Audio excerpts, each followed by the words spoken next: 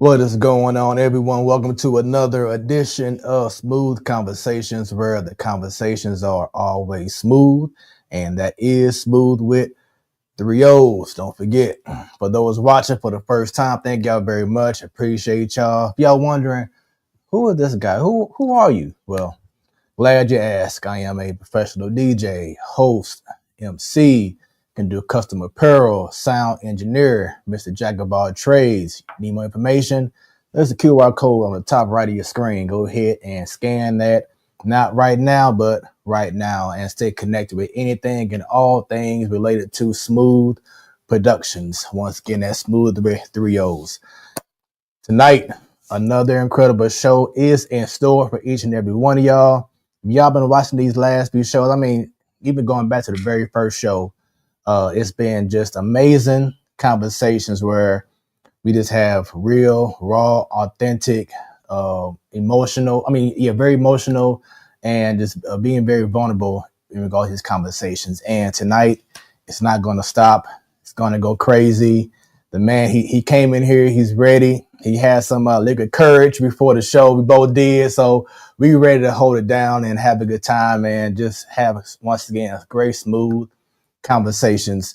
As I always say to our prior guests who've been on the show, it's not an interview. We just having some great conversations, and we want each and every one of y'all to go ahead and like and share this stream right now. No matter if you're on YouTube, if you're on Facebook, you're on the X, and you're watching this stream right now, go ahead and share, because we want to get as many people tuned in to what this show is all about, and just to get a vibe of how great this show really is and how much is very impactful for not just the guests, but even myself, because I want to learn. I want to know what's going on. People want to see what goes on behind the scenes of greatness. And tonight, it does not stop there. As you all seen from the promos, he is a proud Black man. He is an acclaimed poet, spoken word artist. He's a rapper, been doing this thing, and I know that I'm more than certain the most proudest thing is him being the father. Talk about that and so much more. This man, he does not have a problem letting you know how he feels. He can be very outspoken. To some, they may not like it. To some, they appreciate it. We'll talk about that and so much more with a special guest this evening, the one and only Mr. Finger in My Nose himself, Corey Black. Hey, what's going on, brother? Good to have you on the show, good, man. Bro. Good. What's up, y'all? What's good? There you go. You know what I'm saying? You got to make your mark somehow. Gotta make your mark. You gotta let them know. Make your mark. But like, somehow. Hey, I was here. Right. That's it. And that's the funny part is like that whole song started as a joke. But you know, and I'm glad you brought that up because I can relate. Because it's like certain songs, no matter if it's from previous relationships or there's something that you just see that just randomly happens, sometimes that's how greatness comes out. Right. And it was also just me being on some Biz Marquee, like playing around with like hip hop, and like my homeboy telling me like, yo, you should write a song, like you got to do a dance. Yeah. Like, come up with a little dance to do. I'm like, yeah. I mean, if that's the gimmick that you got to use to get into the game, I mean, let me do something. Let me make a song about something I'm already doing for some attention anyway. Yep. And it was like, we was already just playing around with the ideal of having like paparazzi at the party. Yeah. You know what I'm saying? People walking around taking pictures at the party, and then us just like being in the background photo bombing, like putting our finger in our nose, you know. And I peeped the video. Yeah, it was mad cool with it. Yeah, it was mad cool, man. So congrats on that success and so much more. The last time you and I think crossed paths was at the turn of the table. Yeah. Shouts out to Biko. Yeah. Needles, man. Well, formerly Needles, but Biko, right. like you said, forever known as a legend. A legend. You know what I'm saying? Doing honestly, so much. One of the DJs that I think I went to Cafe Soul at Lucas Schoolhouse. This when it was still down at Lucas Schoolhouse. Cafe Soul. Shout out to Angie and Nicole, man.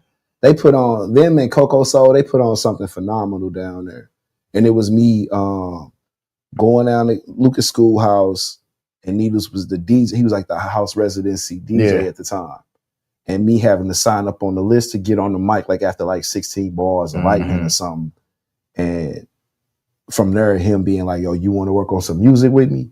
And then him, you know what I'm saying, him DJing at Delmar Lounge, and then going to 609 and 609. Yo, man, I'll go on the time traveling. Hey, call them out, man. Hey, we here. Call it out. Take y'all on a whole journey of like a time in St. Louis where like the Delmar was never divided to me. Right.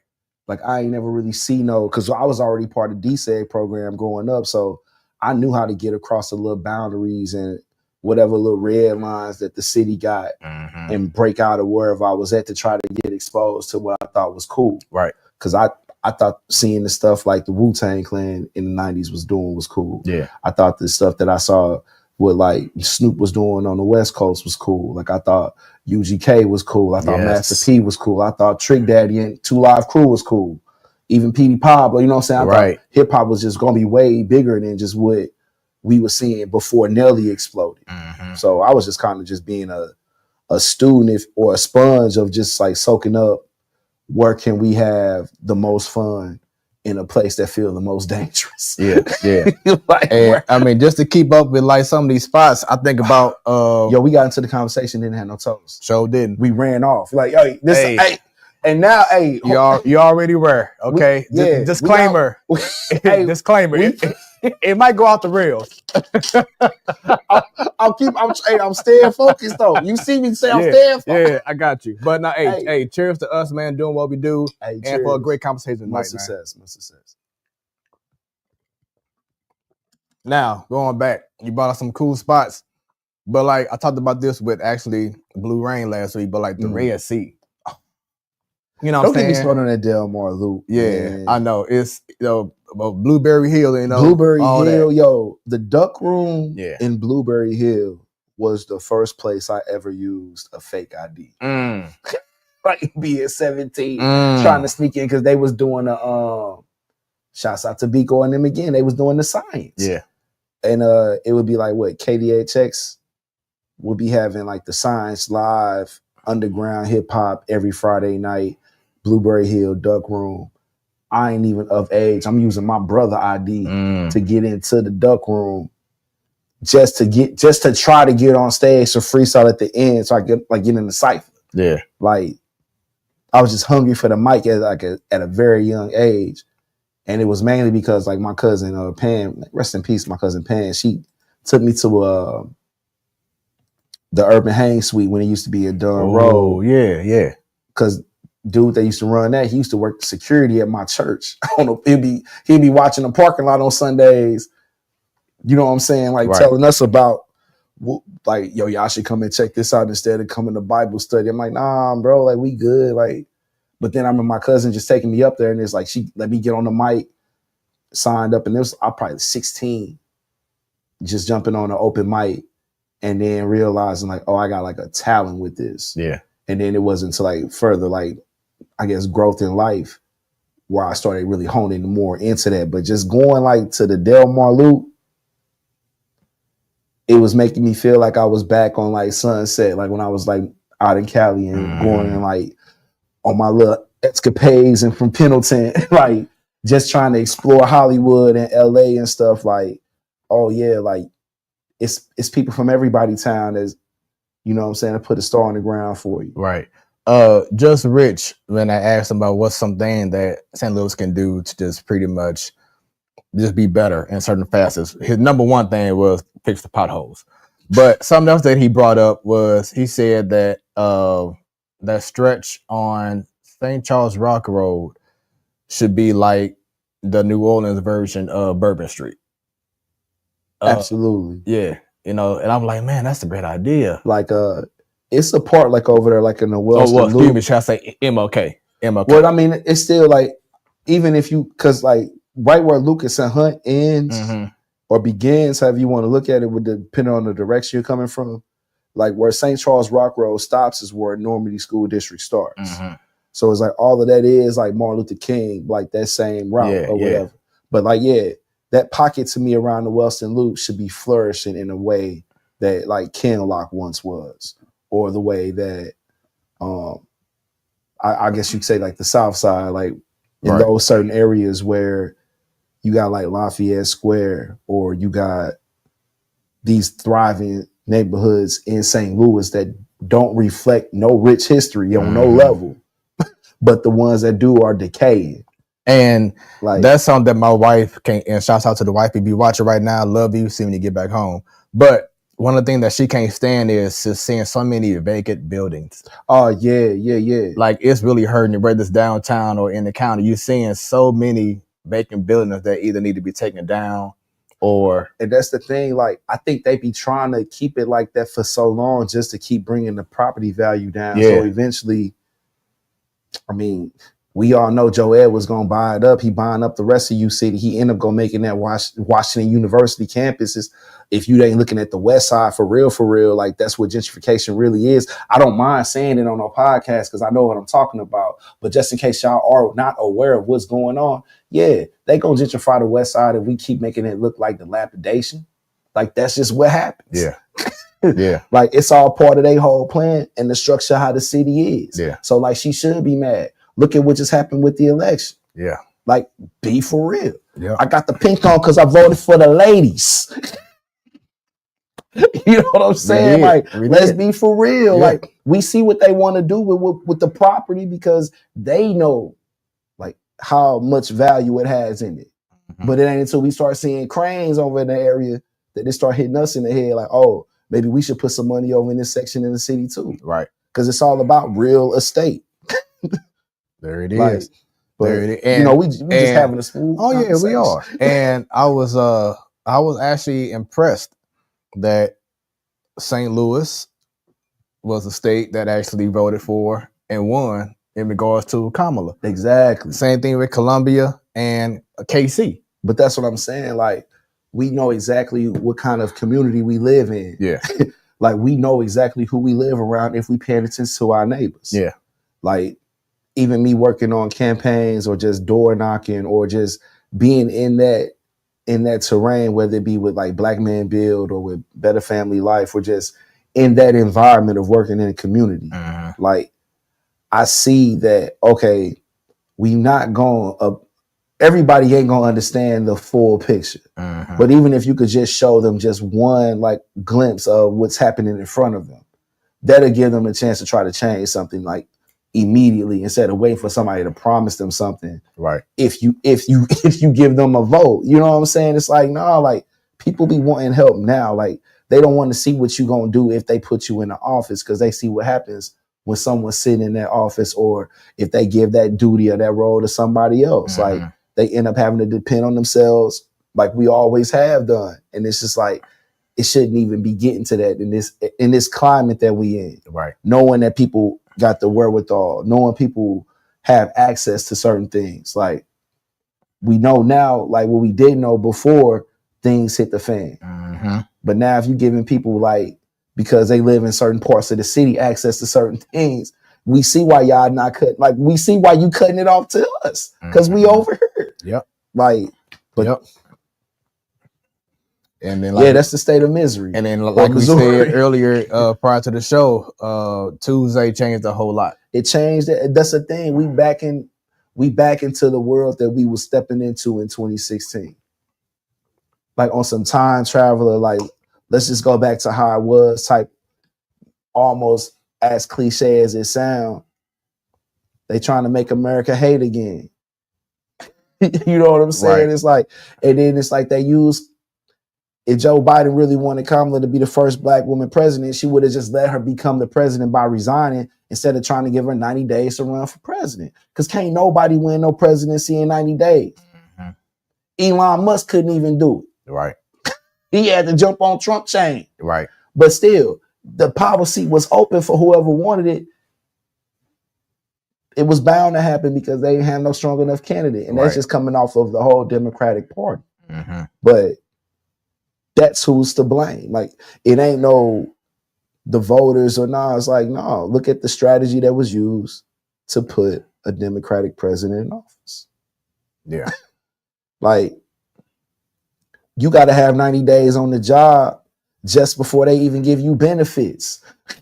And then they gave her 90 days to run for president. And now think about it, it's like, who's to say that even before he announced that he wasn't going to run again, that she even wanted the position? Exactly. Like, you gave her less time to even prepare for somebody that was actually going to get a position to a real job. Yeah.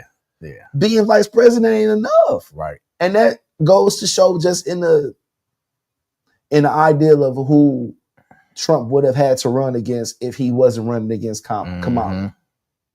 Like, who's to say? Yeah. Because Joe Biden was unfit to run for president. Dude can't even walk to the bathroom, you know? So how you gonna try to run a country? How you gonna run a country? And it's like, I ain't trying to come down, but it's just like it's the reality. It's the reality of it. It's like, I can't be mad because they tried to do what they can do, but they had no business putting that man in that office in the first place.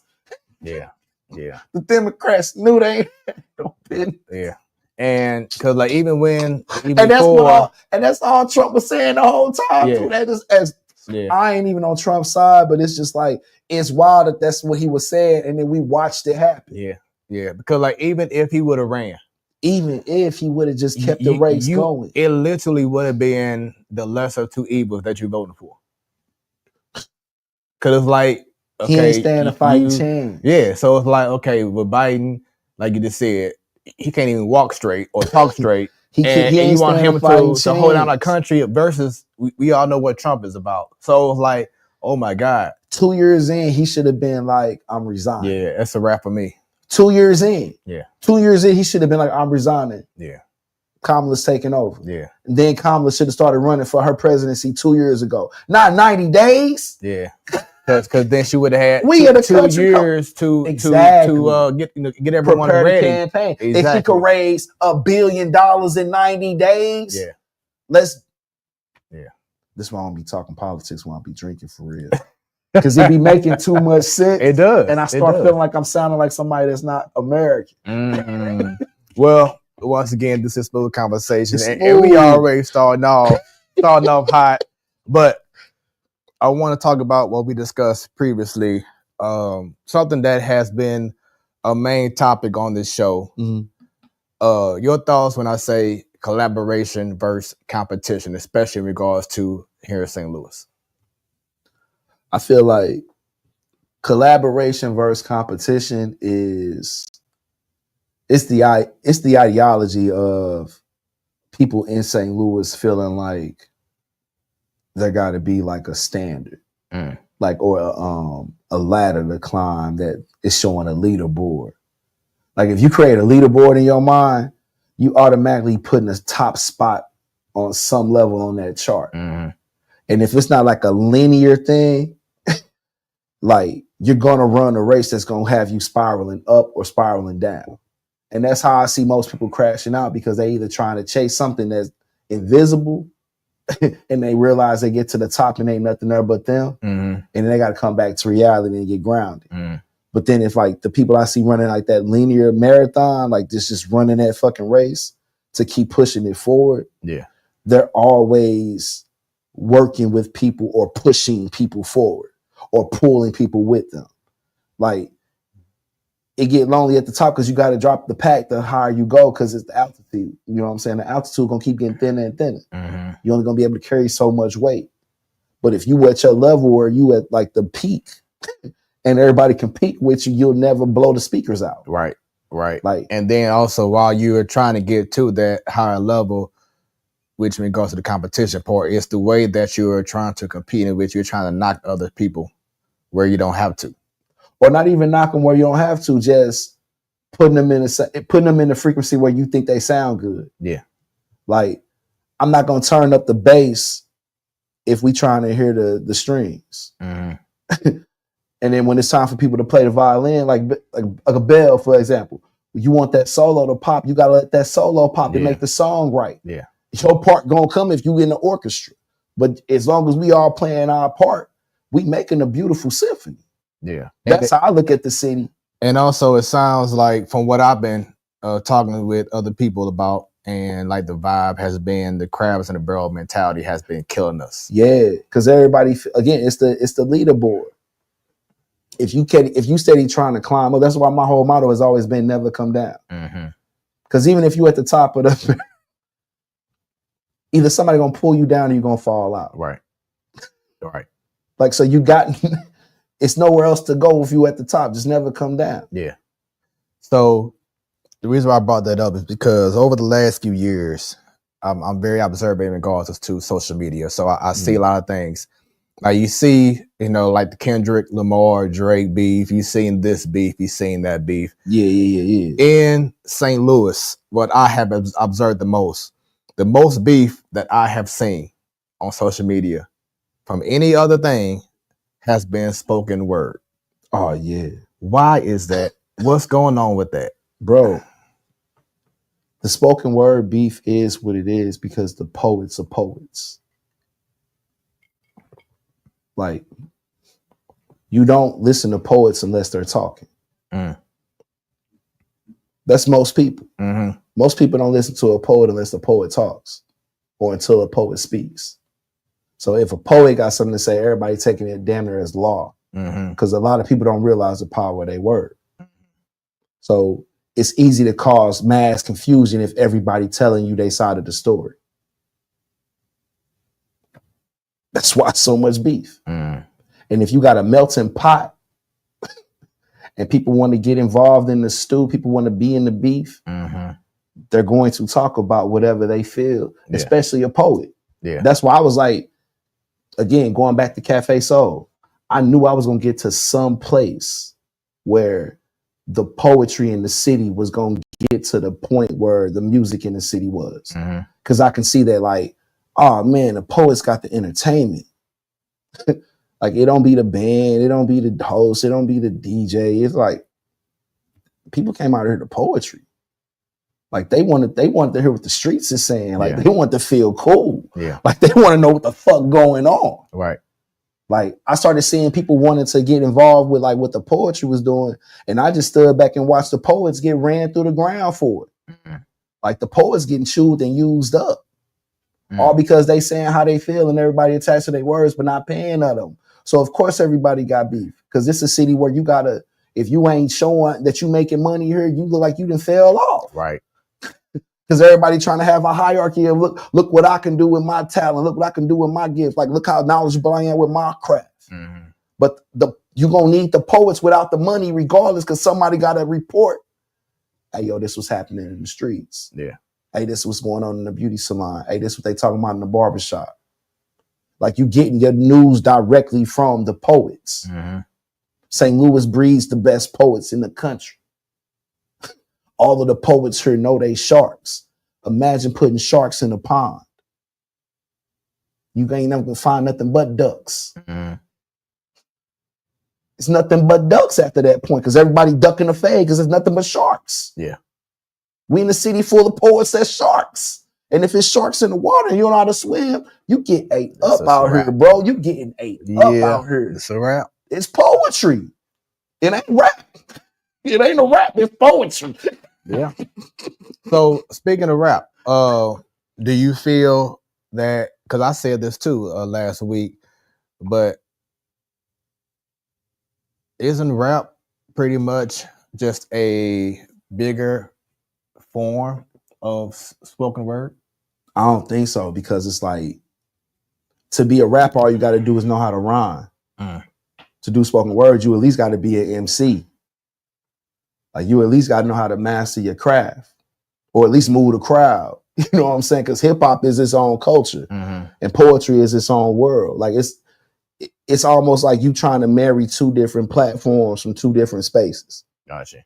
You know what I'm saying? So it's like, that's why the DJ got two turntables. Right. Because you're trying to pull two records and make a mash together and make a mashup to try to think you're doing a new mix. It's still the same ingredients though. Like, that's the difference to me. Like, it's the same record, it's just spinning it on a different tempo. Got you. So another question in regards to hip hop. Do you feel that the way hip hop is now in St. Louis with these St. Louis artists, Sexy Red, etc. Do you feel that it is in a better state now than when it ever was back when Nelly came out? I don't know, because when Nelly came out, St. Louis was in a different time. Right. Like, I feel like it was like he was introducing the world to it, but now we're at the stage where anything Sexy Red does is like viral, crazy. You know but that's the thing. I feel like, okay, so I don't mind doing it tonight, man. I got a whole theory about why Sexy Red is popping. And it ain't really like no conspiracy theory. It's really what I feel like truly is just necessary. Like, I feel like if at any point of like where we at right now with like the AI age or the metaverse or like all of this type of I guess freedom of expression that we got as far as with content, thanks to like TikTok or like, you know what I'm saying? Just the visuals of having a Cardi B go from being somebody on Instagram to somebody that we see like doing what she doing now.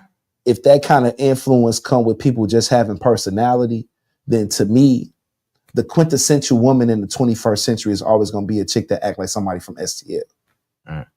Like, I totally understand the aesthetic of a St. Louis woman because I was born by one, I was raised by many, and I'm raising one now. So it's like I just see how my daughter act, knowing that she go to the same school that Sexy Red graduated from, and just knowing that this is the type of woman that St. Louis produces in this era. And for her to be the type of woman that's on top right now, I can't only but conclude that my daughter's gonna kind of be having a wherewithal of somebody that graduated from the same high school that she graduated from. Can't knock it. If you know how to use your tools while they in front of you, why not use your tools and have Drake in your videos? He's going to be watched anyway. Hot, right? He's about to be watched anyway. Exactly. Strike while the iron hot. Yeah. But that's a typical St. Louis girl to me. That's every girl from St. Louis I've ever dated. At the skating rink, at the Palace lock-in. There you go. There you go. Oh yeah, you just gotta be triggered. Yeah. I done dated so many Sexy Reds, bro. What she doing now don't shock me on no level. Lord. This is amateur night for the rest of the guys in the industry. For the dudes in the industry, this amateur night to me, she blowing the country by storm. Yeah. I done seen Sexy Reds my whole life. We growing up in the 80s on the west side. If you've been in St. Louis in the Saints era, when Nelly and them was walking to the sound of Saints, you didn't see Sexy Reds your whole life. The ambassador, the old ambassador. Oh, the old ambassador over there off of West Forest. Yeah. If you done did that, Jug. If you don't get me started on Sprues. Yeah. Don't get me started on like if you done had to walk through those Lions dens. You've seen the Sexy Reds already. Now we just seeing them on big screens. Right. But we know girls like that in our family.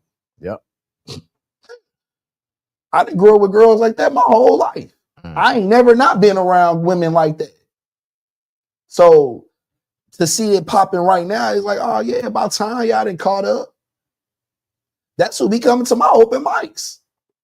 So to see Sexy Red holding Drake poetry book, let me know I've been doing something right this whole time. It's the poets. Queen Mocha Latte taught me that.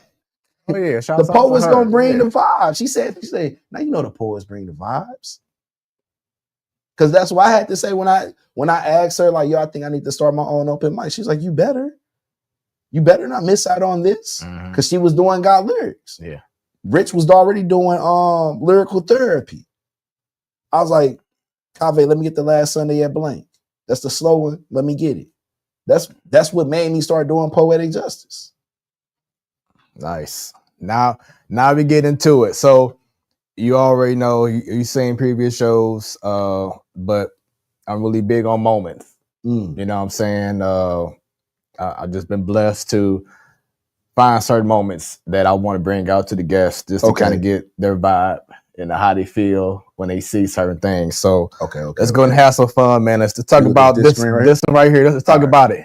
That's on the west side. Yeah, that's on 1477 Laurel. I might have been 3 years old. It might have been my mom's. My mom just called me as a kid in the living room. Every time I see that, I remember. I think that was the first time I saw a camera. Wow. Like, that's the funny part. Like, every time I see that picture, I think that was the first time I actually saw a camera, and I didn't know what it was, but I thought that shit was cool as fuck because it was one of them long, like them long cameras that you gotta wind up. Right. And I remember, like, what is you doing over there? And I thought it was like something futuristic. It's crazy.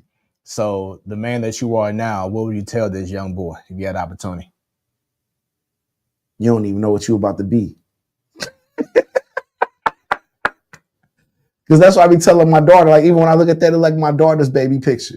I'm like, you ain't got no clue what's about to happen to you. You got no clue. Like, you about to see the world. You about to change the world. Like, you don't even, like, I wouldn't even know what to tell that little boy now if I saw him even now. Because I still wouldn't even it still sound like I'm lying. And then especially with what has happened on Tuesday and how it can affect the youth. That's what I'm saying. Yeah. Like, the things you got to live through, like the things you're going to survive. Like, you don't even believe what type of stuff you about to survive. Yeah. Because we coming out, like, again, like, we didn't live through wars, pandemics, epidemics, riots, all type of stuff. Like, them the most innocent. Man, hold on, make that bigger again. I ain't even seen my eyes that innocent in so long, bro. Because that looked like somebody that ain't seen shit but cameras.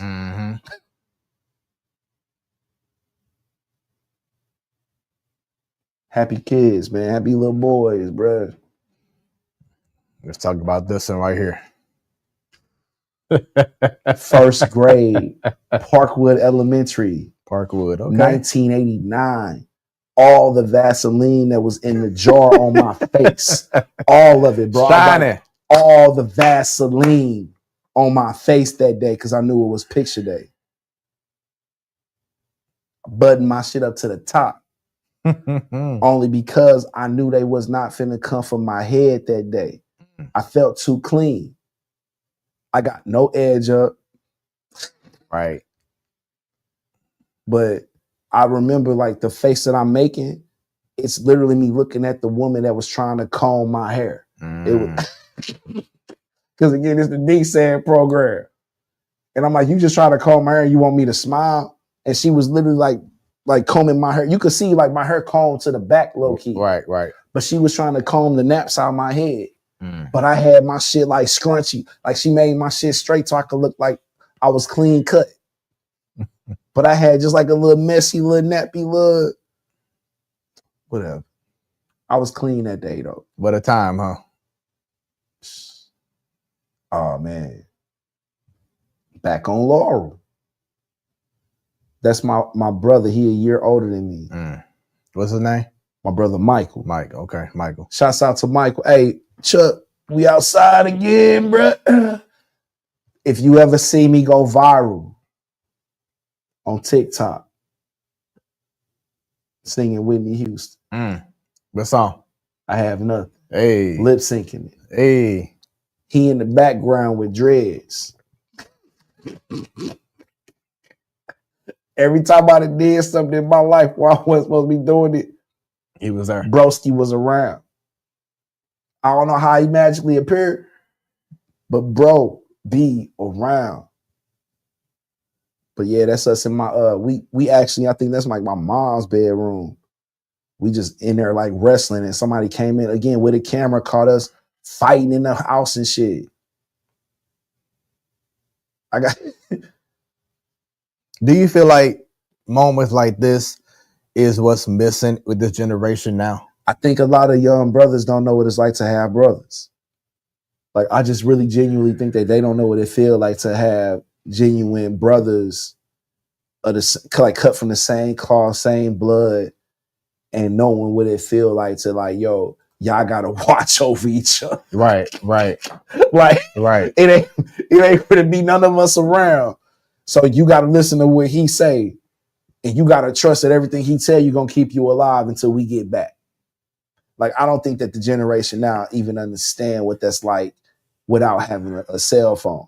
Even I'm about to say that too, but also like not even appreciating just being outside, not have to worry about getting shot. Exactly. Or just knowing what it feel like to be outside, and if somebody is pressing you, you got somebody there that know how to protect you and not have you outside stuck. Right. Because I recall back when I was living in U City, shouts out to U City, man. Played a huge part of my life from like my high school years to my college years. But me and my boys used to hang out either in my on our street, whether it was on the street or backyard or front of the house or their backyard or whatever, and it was just a legit fun time. Like every day we was outside until our parents or grandparents said, "Come in the house, gotta get inside," whatever." right? Yeah, but we would just love to just be outside all day and all night if we could. And then if nighttime, we'll come over to each other's house and playing N64 or Dreamcast or whatever, just general great times. And like you brought up earlier with this generation, is that they truly don't know what they're missing because they don't enjoy the simple things like going outside. Yeah, I think they done lost touch with like the tangibles. Yeah. Like everything kind of with the microwave generation is so at their fingertips that they got access to like having sensation boosts. You know what I'm saying? Like if they want to see how somebody doing, they could just send a quick text. Like instant sensation too. Yeah. Instant sensation. Like I'd be like, I send a text, and I'd be telling my daughter that I'm like, hey, don't be texting me or FaceTiming me anytime you want to see me or something like that. Like, call me and say, hey, I miss you. Like, you ain't got to text me, I miss you. Like, that's the type of shit I want to hear. Yeah. And it's only because I come from a generation that, like, I remember what it felt like to get a beeper, like, somebody pays you 143. You know what I'm saying? Like, hey, don't be paging me that bullshit. Yeah. Like, you don't think I want to hear that? Call me. Yeah. Like that, because now you got me rushing to call you, all because I didn't got the message received and I was thinking about you, but I'm from that time. So it's like I know how to relate, or I can go back to that. Like I can go back to the analog shit. Like these children, like these youth, they don't know how to really be analog. They too digitized, and that the digitization is really what's got them all like, I guess not out of touch, but just not. They're not aware of how strong that cat, like the caliber of that fabric really fit. And also they're so dependent on it. If one day Wi-Fi went out, they wouldn't know how to operate. And they'd be lost. And truthfully, it's getting to the point now where it's not just kids, it's everyone. Bro, I'm saying it's like I peaked it when.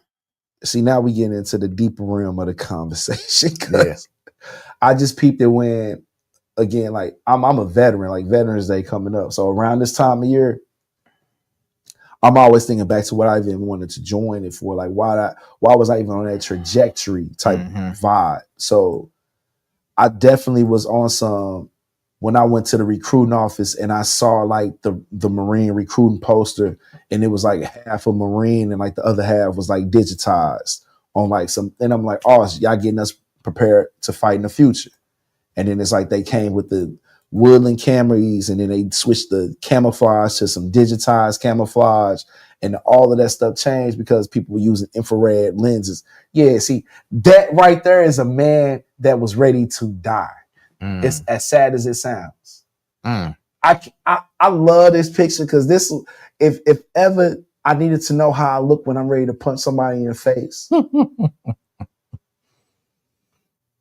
like I know how I look when I'm ready to punch somebody in the face. Yeah, because I remember when I took this picture, I was ready to punch my drill instructor in the face because that's not even a real uniform I'm wearing. Like I will break all of this down right now. Like that's like a half cut of a shirt. Wow. With like a Velcro strip in the back that they just slapped on you and had you to stand there and take a picture while they moving you through the line. Like this is all just the glitz and glamour of the military in Hollywood or whatever. But realistically, before that picture got took, oh, I was talking big shit to them drill instructors. Wow. And one of them like punched me in the motherfucking chest. And I'm like, I'm fucking you up when I get out of here. I remember literally saying that to myself when he punched me in my chest because he thought I was talking in line. Or some shit, like some weird, wild, random, like I don't know what the fuck he was doing, but he just decided to punch me. And this is literally me looking at him, be like, yep, I'm finna fuck you up when I'm fucking you up when I get out of here. Like, how old were you on that picture? I'm 20. Okay. I'm 20 years old in this bitch. And what service did you, what branch did you serve? This is the United States Marine Corps. Marine Corps, okay. I'm 20 years old. I'm looking at the drill instructor like I'm fucking you up when I get off, when I finish taking this picture. That's why I will always remember this picture, because I remember like right after like they took that shit up off of me and shit, we got into it. Wow. What made you join? It was the uniform. That's me getting my Eagle Globe at Anchor. That's like, yeah, that's graduation at MCRD San Diego. I joined because I just knew that the shit was about to hit the fan after I saw 9/11. And I did not know how to shoot none of the guns that I knew that they said that Al Qaeda and the Taliban had. So I just wanted to learn how to shoot all of them. Yeah, because Rob Ford, he was on the show a few weeks ago, and he's talking about, you know, how he was out in some country and he kept hearing about Al Qaeda, but he didn't know what it was until all of a sudden he started hearing more and more about it. Like, wait a minute, oh, they straight terrorists. Yeah. So like he heard of the name, but it didn't sink in until later on when he said he was like by a building that like pretty much blew up next to him. Bro, I think Rabu went in years before I did, because I went in 2000. This is January 31st, 2003. Wow. Like I remember this day. Like this was the day I became a Marine. It wasn't nobody there to see me but my baby mama and her mama. And that was my auntie's best friend. And that's me looking at my drill instructor. And the dude standing there holding the box is the nigga that I was arguing in line with because I got in front of him when I was about to take my picture. That's crazy. That's literally like, that's funny that this is like the picture that it is, because I was like the first squad leader. Because like in your platoon, you got like your squad leaders and your guide. The person that's holding the box with the Eagle Globe and anchors, that was the guide of the platoon. And that's my senior drill instructor standing in front of me, giving me my Eagle Globe and anchor. Because that's the symbol of like the Marine Corps that they put on your lapels, on your collar, or whatever. But yeah, every time I see that picture, I'd be like, oh, I got my lick back, bitch. What was your biggest takeaway of being in the Marine Corps? Oh, it really just showed me that everything that America got to offer is trash. Like they had us literally working on broke down equipment, fixing shit like from the old wars and using them to try to fight the war that we was in.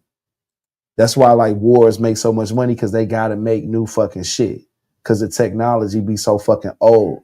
This is on top of the fucking USS Ogden. It's decommissioned now, but I think this is right when we had crossed the Pacific, and I was on a Marine Expeditionary Unit. That's my it's my bros right there. Like they was just holding me up because they knew I used to hold them down. You still have a connection with them now?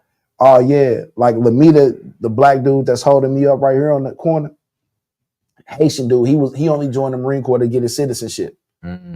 Like he from Haiti. Like these are the wildest niggas on earth. Like low key. I don't even want to get into Mac and Brooks and my boy Jesse.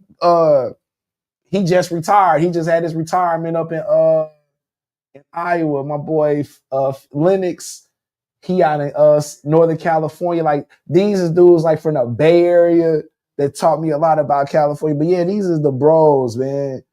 We used to have to drive. Basically, we was just driving all of the equipment on ship. And then when we get to another country, we just have to drive it off ship to the camp. Because we was motor transport and shit. So it's like, if some shit broke down, I have to go drive and like pick that shit up. If you got hit by an IED or like we have to go like on a security detail and shit, they knew I was always gonna make sure we got back home. Cause I always had a plan if some shit hit the fan. Like I always had a plan if some shit hit the fan. I'm like, we either shooting our way out or I'm driving through all of this shit. Mm-hmm. Cause I knew what the machines could like. That's why I wanted my license, because I knew what the machines could do. Like, even though it was like old, like military equipment, right? We had that shit to where we know how much this shit can handle. And that was during the time when Bush was president. Oh, this is 2006. This is 2006 in the middle of the Pacific. Hey, simplify to all the Marines out there. Shouts out to the veterans. Veterans Day coming up. Yeah, we all salute y'all. And we might as well be intoxicated all weekend since we celebrate. Say it, might as well. Might as well.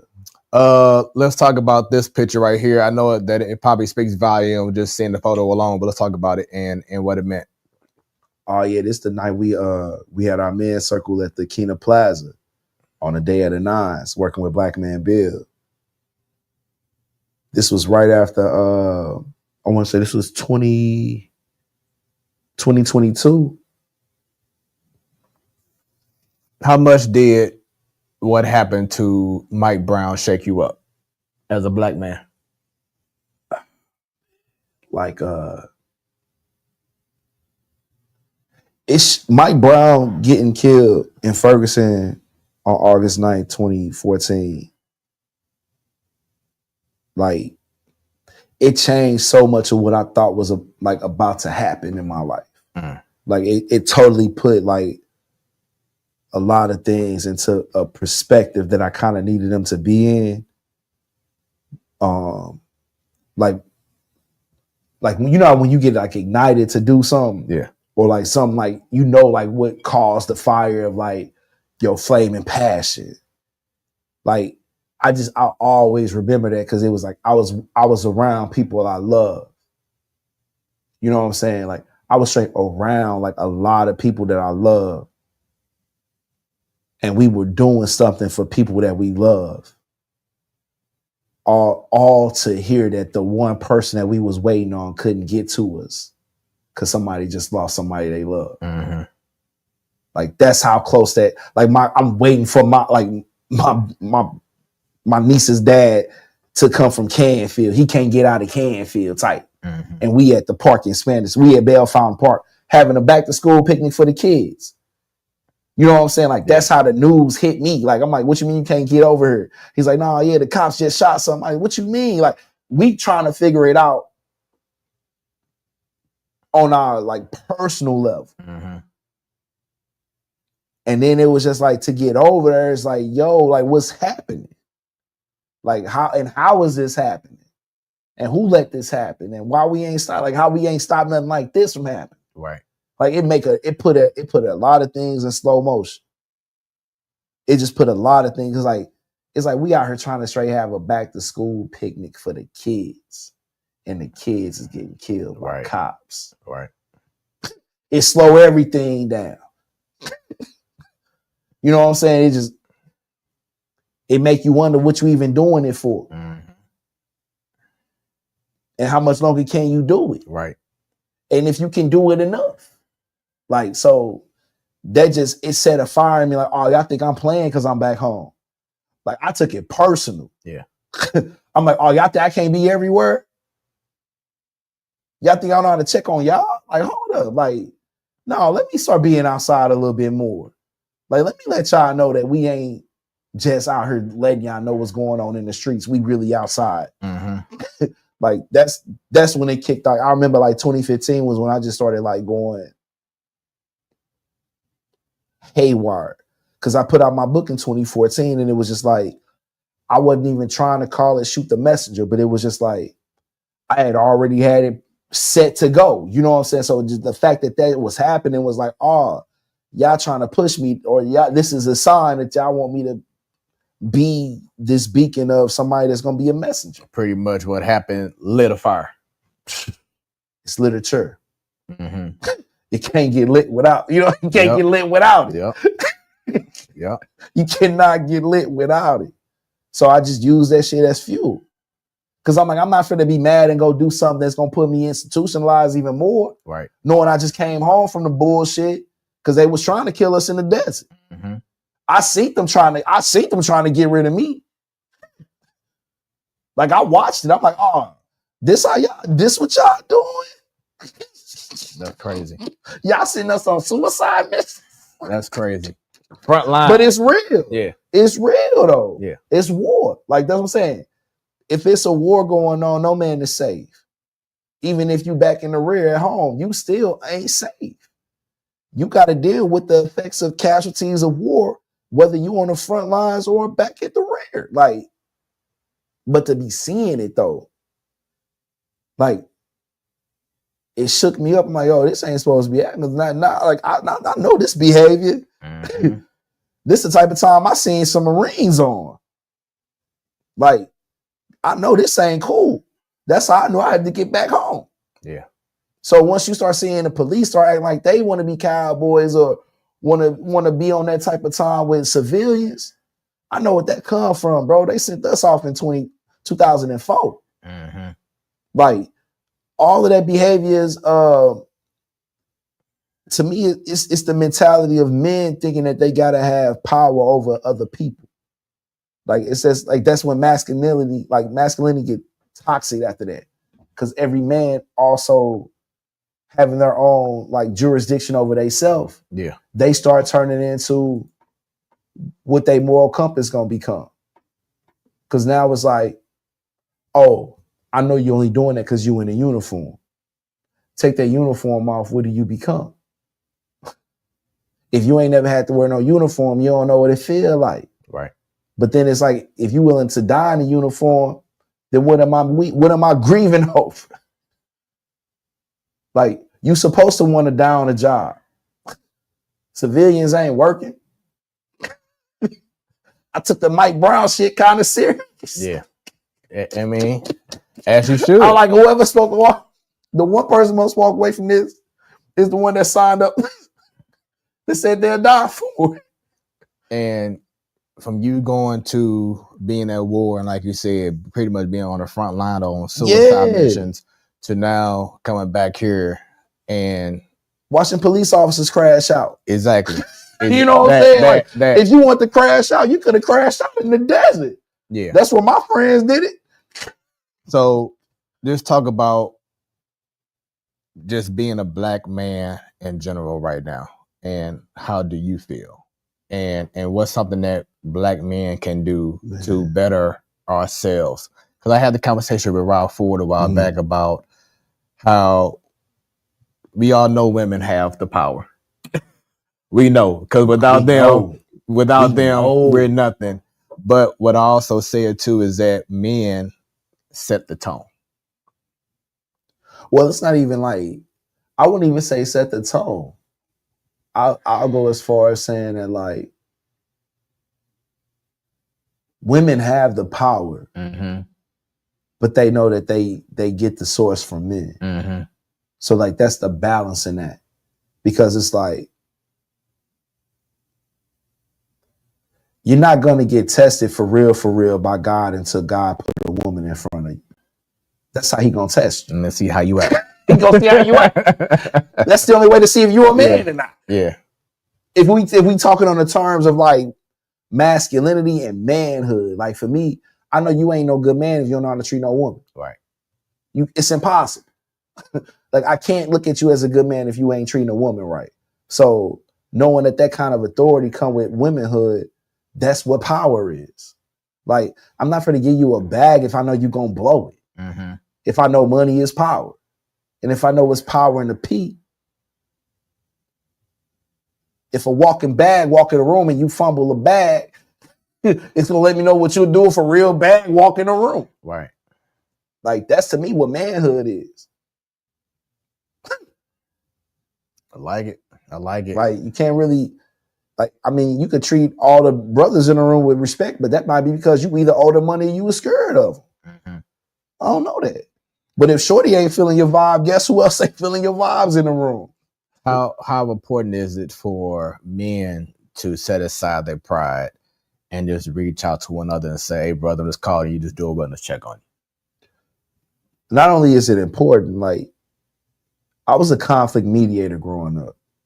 So from like middle school to high school, I would always have to sit in rooms with 2 people that had a conflict or 4 people that had a conflict and try to get some resolution to why they are actually experiencing whatever miscommunication they got. Mm-hmm. So I always have looked at it like, I don't never had no problem with nobody that ain't got my phone number. Because you cannot have a problem with me if you don't know how to call. Mm-hmm. Like, what sense does that even make? Like, we can't sit down and hash out a problem. We ain't got no problem. Like, I've always treated any kind of conflict or any kind of like misunderstanding like that. Like, I'm never too hard to reach out or get a hold of. You hit me up for the podcast. I'm like, I respond to shit. Like, I'm responsive. Yeah. Like, I don't want to make nobody feel like they ain't got no access to me if I know they ain't got no problem with nobody. Mm-hmm. So I think like more men should be, I think, dealing with their personal confidence. Stop self-sabotaging y'all relationships with yourselves. Because a lot of, you know what I'm saying, you could grow the more you start realizing who you are. And I be doing a lot of self-reflection as far as like, for example, my daughter's 16, right? Lately, she been really, really getting into her, I guess you could call this womanhood when they in a preteen or they, you know what I'm saying? Like, she's stepping into that. Figuring like, things out. She's starting to feel a little bit more comfortable with telling me how she feels about things that I do. Yeah. Which I know what she's talking about because I used to go through the same thing with my mama. Like, hold up, you can't talk to me like everybody no more. Right. But now she's starting to get like that. And I'm like, I'm starting to try to work on the things that she telling me that she don't like about me. But at the same time, I don't know if I'm doing it to be a better father or if I'm trying to do it to be a better man. Mm-hmm. But I know for sure I'm doing it because I don't want to fucking push her away. Right. You know what I'm saying? Like, right. I don't want her to think that she can't come to me and tell me how she feels. Because, and just to add on to that, because there are a lot of stories in which when the daughter is young, the connection is like so amazing.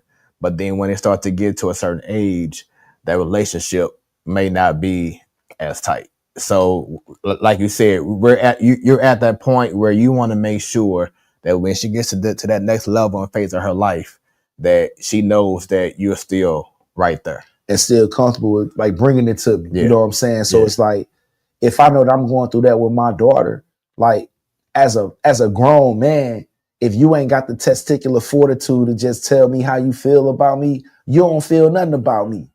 Or even if you don't really feel like it's necessary to be verbal with how you feel, your actions or your respect level should not alter. You know what I'm saying? Like, it's a lot of brothers, like, I feel like they move a certain way that I would never ever move in my entire life.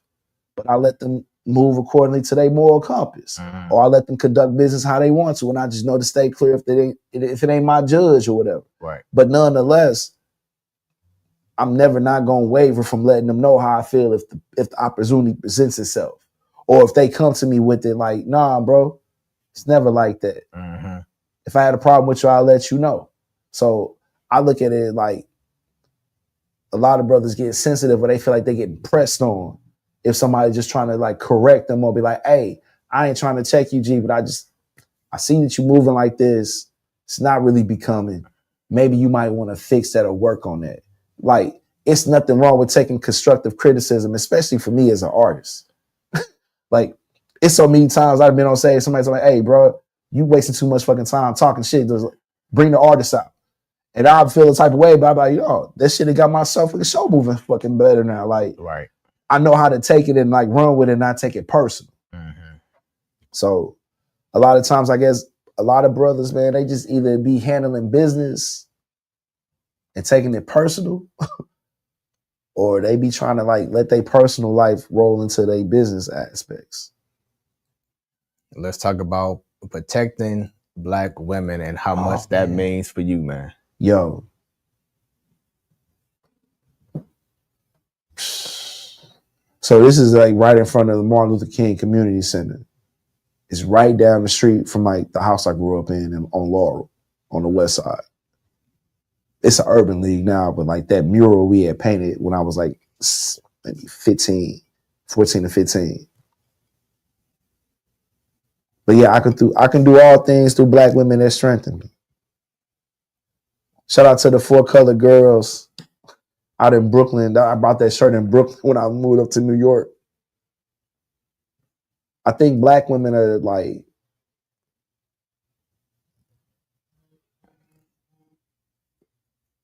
to be honest, I met God. She Black.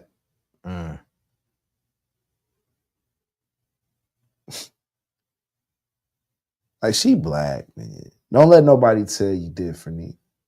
Like, the moment I met God, the sound of her voice sounded like my mother's. You know what I'm saying? Like, the smell of her perfume smelled like my lover's. The reach of her arms felt like my brother's. You know what I'm saying? Like, Black women do something to this earth that you can't help but worship almost. Like, it's almost like you got to yield to it or like kneel to it or at least give it enough space to grow and be what it's going to be. But it's a sight, you know what I'm saying? Nonetheless, like, it's the ever evolving creation that God said man needed. Lying. You know what I'm saying? It's the ever evolving creation. Man. It's the reproductive. It's literally the reproductive organs. Yes. To keep this shit going, bro. So true. So Martin had a dream. What Kendrick say? Martin had a dream. Shit. So I brought Adam had to go to sleep to bring out Eve. Right. So I brought this up in the promo in regards to how important it is for you to be an advocate for the Black community. Mm-hmm. So I saw this photo, and I know everyone isn't Black, but I saw this photo. I'm like, man, this is a dope photo because you have the people behind you. Just talk about you just being a big advocate for just holding down your community as a whole. This particular, this is in Solar. Right. Mardi Gras. DJ Needles or Biko on the decks. Biko was like, yo, come down to Mardi Gras and get on the mic. And I'm like, yo, we still doing Mardi Gras Noir tonight. And I remember taking this picture and saying, Bourbon Street is still shitting on this. Because New Orleans is New Orleans. You know what I'm saying? Like, it's New Orleans. But the fact that, like, we try so hard to replicate and duplicate what we can do in St. Louis, because it's a sister city. You know what I'm saying? Like, St. Louis is a sister city to New Orleans. And then my grandmother's name is Nola. Wow. Ain't no wilds, bro. That's what this is wild. Right. When your grandmama name is Nola and Biko asks you to come to the DJ booth, you can't help but take a selfie on Mardi Gras.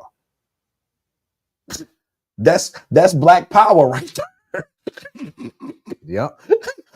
Everybody else in the crowd, I'm running the party with a black mask, right, with some Zulu shit written on it, doing a whole ritual out there in Solar, like right in the middle of it. And you talking about power, like that's what I'm saying. Yeah. That's literally what Black power look like. Yeah. We got a whole Zulu mask because that's they Day of the Dead with New Orleans. You know what I'm saying? Like, as far as how they do Mardi Gras, like, you gotta pay respects. You gotta worship. You gotta pay respects to the ancestors. It gotta be a Black parade. That's community. That's culture. That's Black power. Like, it don't get no blacker than that, low key. Now, you brought up previous spotlights. You said 609. I was like, man, that was just a lick. But just talk about this photo and the fun, the old school fun that used to go down back in these early years. Mm. Oh, that's actually Mardi Gras night at Blank Space. Yeah. I think that might have been Mardi Gras Noir. But yeah, them was the vibes that like we would have at like the 609s and the Delmore Lounges, the Red Seas, the Blueberry Hill, the Soul Sessions at Black Label. What was that and spot? The Jazz spot, the Loft. The Loft, all those spots. But yeah, like being down at Blank, like we should just keep transforming that place as much as we could just to make it fit to whatever mood we was in. Yeah. And the parties just never seemed to like falter because it was always the right people coming through. Because everybody just understood the assignments. Like we didn't have to send out no extra credit reports. Everybody was just making the grade. And it just be vibes. Like I said, you don't have to worry about violence and this and that. Yeah, well, nobody on no bullshit or no wild. You know what I'm saying? It was never like no knuckleheads or like no immaturity happening for real. Yeah. Mardi Gras Noir, man. Every time I'm in the black turtleneck, I feel like I'm doing something I ain't supposed to be doing. I'm about them turtlenecks, huh? No, just like the black ones, like yeah. I think that's when I feel like I'm Steve Jobs. Like wearing a black turtleneck. Steve Jobs or Martin Lawrence on that one episode. The Dino Brown. Yeah. With the Rottweiler. Hey. I will get a Rottweiler. It's like a stuffed Rottweiler and just start walking around with it. Yep, buddy. Oh, boy. Here we go. Oh, man. So you brought up earlier. Let's just talk about how special, once again, Blank Space has been for you. I think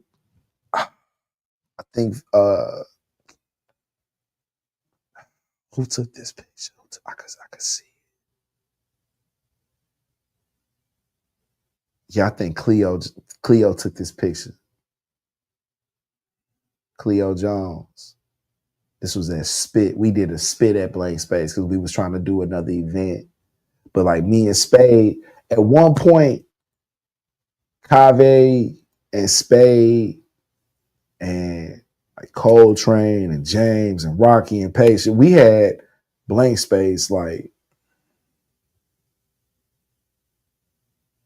it was really becoming a place where people could just open up.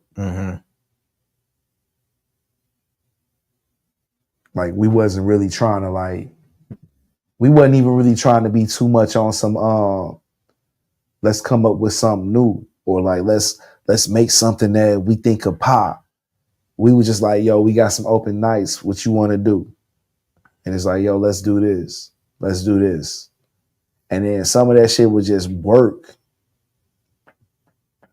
Almost as if like we wasn't really doing shit, but literally filling in the blank. Like that's how fucked up it was. We were like, that was the inside joke. We were just gonna fill in the blank. With whatever we wrote in there, it would literally fill up the blank space. Yeah. And it was getting scary. Like we were like working magic and shit. Cause it's like, oh shit, like why ain't we missing with this? But it's like, oh, we're keeping it open.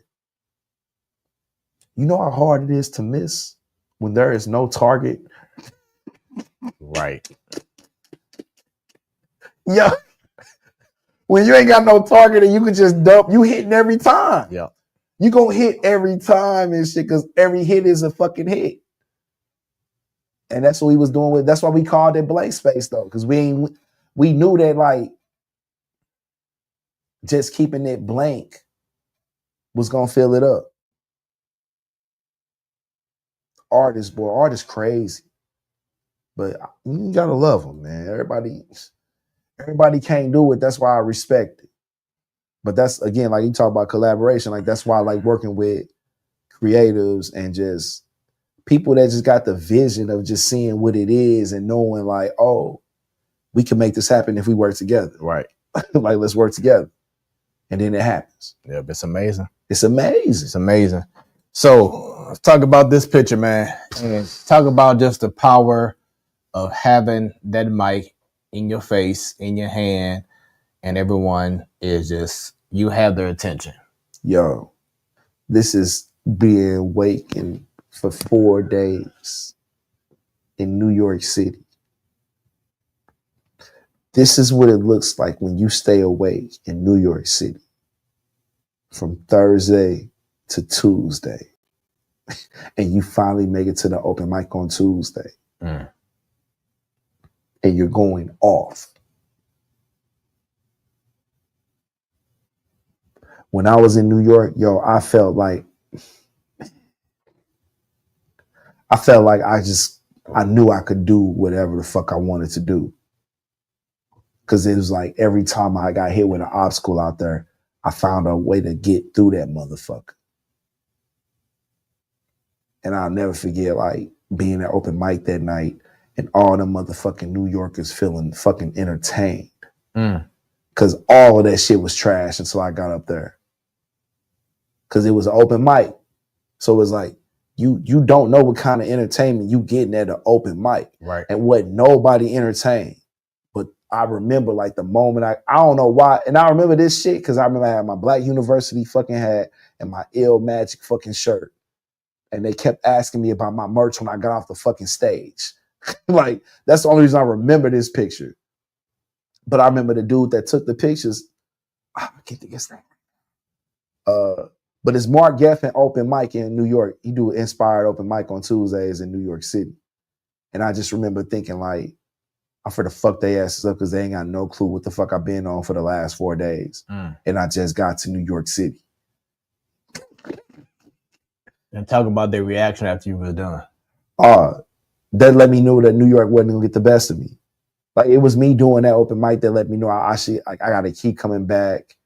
I gotta keep pursuing this shit because I didn't really see no barriers after I started getting like my feet wet up there. Like it's one thing doing open mics and poetry nights in St. Louis and like other like small towns and shit, but like once you start hitting like the New Rican Poets Cafe or like the San Antonio Poetry Slam or the Seattle Poetry Slam or like the what's the Tuesday night spot they got out in LA, like all of them spots start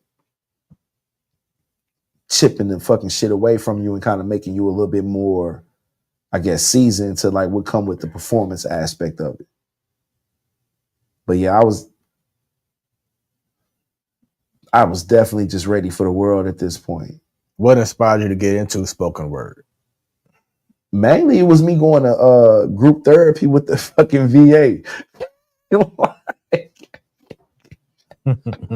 Shouts out to the United States Marine Corps.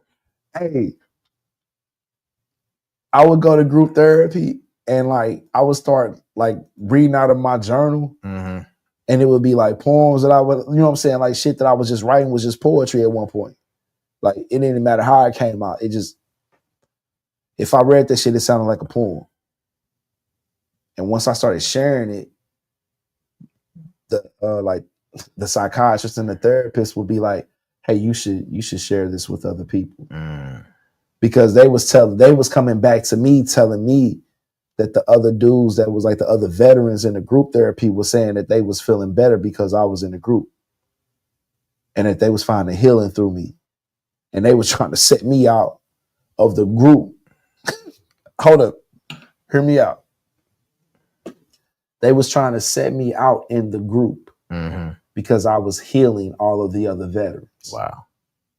That's the only reason I got into like doing open mics. That's crazy. Because I figured to myself, if y'all want me to come to fucking group therapy just to share my poetry and I'm paying for this, y'all should be paying me. Right. As fucked up as that sound. It's true. But that's how my concept of, I guess, business work and shit. Like, yeah. I was like, ain't no way I'm free to just let y'all be letting me think I'm a fucking witch doctor or whatever. I'm like, I got some healing powers and I gotta come in and be, wow, here you go. Wow. But no, it really just showed me that like, okay, if I'm able to do this, I know it gotta be other poets that are able to do this. Yeah. So if I have an open mic where more poets can come out and share their work, it's no telling who's going to get healed if they come to the open mic. And that's where Poetic Justice. That's exactly where it came from. Because I'm like, it's no way that I'm able to heal people with my fucking poetry and not get paid off of this shit. Yeah. If y'all are getting paid off of me healing people off my poetry.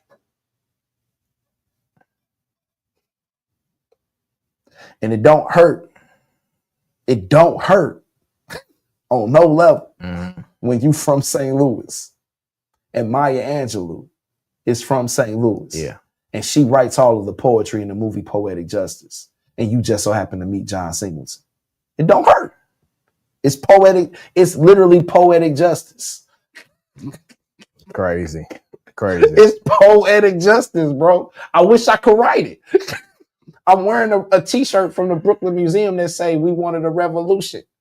From the exhibit that was at the Brooklyn Museum, holding 2 tickets in my hand for John Singleton. Rest in peace. But this is before Snowfall. And I still lived through it. I still had to grow up watching Pop kiss Janet. Like, I still had to grow up watching Boys in the Hood as I'm a boy in the hood on the west side. So you can call it what you want, but it sounds like fate to me. How does it feel for you to be able to make an impact by having poetic justice? Oh, it's exactly what I knew what it was going to be. Like, I didn't even step into doing it knowing I couldn't manifest it to be something that I could feel. Because again, we only started doing it as an open mic because of a listening party. Like, I had put out State of the Art as an EP. We had a listening party. And Kave was like, yo, you want to do something every month? I'm like, yeah, but if we do it, we got to call it Poetic Justice.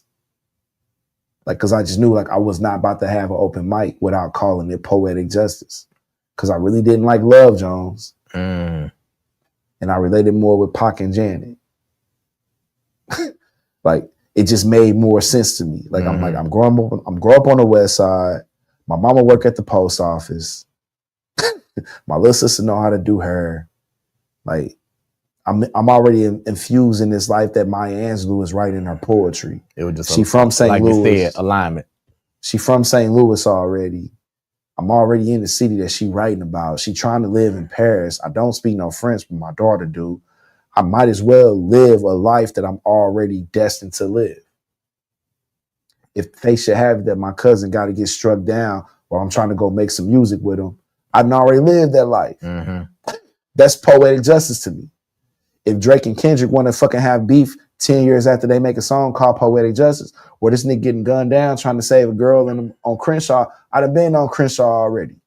So, like, I've already seen the scenes of the scenes. And real lies, and real guys are real guys. So I was never just trying to, like, veer away from, like, okay, this might be my fate if I go down this path. Because I still know, like, oh, it's a vibe that comes with this. It's a vibe with trying to create this atmosphere of people feeling free and genuine and vulnerable enough to share how they feel in front of people that they don't know. Because I'm getting this at the group therapy sessions. But it turned into poetic justice when I started inviting people to my group therapy. Because I want to be around veterans. If I know I got people living through it right now, they fighting the war right now. Like, they in the battles right now. Like, we ain't got time. We can do this shit every month. Right. Because they not for to go and try to get no mental fucking health checks, or they probably ain't got no fucking money to get no insurance. But we on the south side, we might as well make it accessible. Like, if I need it, I'm pretty sure the community need it. Right. Like, why ain't these already in set? This me back in 2012. This is the 2012 version of me, dog. Right. I'm looking around like, yo, y'all know people out here fucked up in the head, right? So if I'm seeing that the power of the poetry can do something, you got to give people access to it. Yep. And it just amazing how so many people just be waiting for that door to be open. Man, not knowing somebody had already kicked it off the hinges for them. Mm-hmm. Like, that's why I continue it, because it's like, I know the harder I go with it, the more I'm going to figure out how to do it the way that in my mind, how it's supposed to get done. And especially now how there's so many things, places that you can go, so many options, but it's all about adapting. Like the biggest thing that I got from COVID was you had to adapt. Even when we had to do like the poetry and brunches on the patio because of the social distance. Right. Like, just knowing how to adjust, like you said, adapt and overcome. Like, that's what any kind of battle gonna present. Like, you gonna get hit with a speed bump and a loophole. It's about how you maneuver through it that's gonna determine the outcome of the whole shit. Right. Because the mission gonna get completed whether or not. It might be a failed mission, but that's gonna be the completion of it. But it's gonna get finished. You gotta determine the outcome of that shit. If it's gonna be mission impossible, or if it's gonna be mission accomplished. Got you. That's how I look at it. Like, I'm expecting the loopholes. I'm expecting the worst case scenario. Like, even going back to COVID, like, I already foresaw me having to do a poetic justice in the park. That's when I started working with the Shakespeare in the Park Foundation. And was like, yeah, we gotta I don't even want this to be inside no buildings no more. Like, we should make this to where we can have this accessible, open to the public. Like, we don't have to put no price tag on this. Like, this is healing. Like, if it's healing, let the community get it. We ain't gotta put no tag on. Right. Then that's when I started opening it up more.